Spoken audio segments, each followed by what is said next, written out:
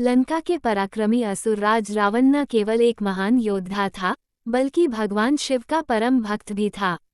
रावण का असली नाम दशग्रीव था, क्योंकि उसके 10 सिर थे।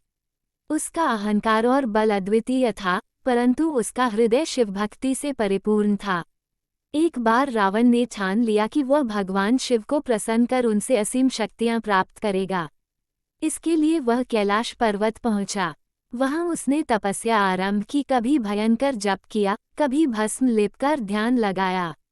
वर्षों तक उसने केवल शिव का नाम लेकर कठोर तप किया, परंतु भगवान शिव उससे प्रसन्न नहीं हुए।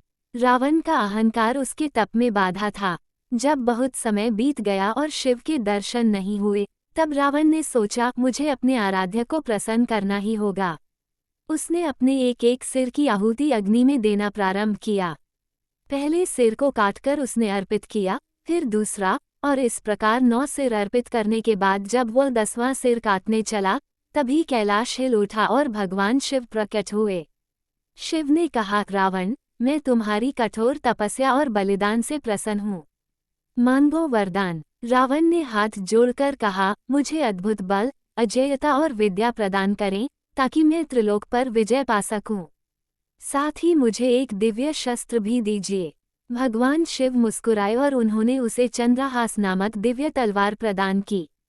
साथ ही उसे अनेक वरदान दिए, असीम बल, विभिन्न विद्याओं का ज्ञान और ऐसा पराक्रम कि देवता तक उसका सामना करने से डरें।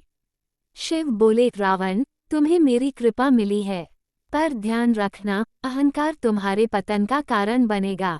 रावण ने प्रणाम किया, परंतु उसके भीतर का अभिमान बढ़ता चला गया। यही अभिमान आगे चलकर उसके अंत का कारण बना।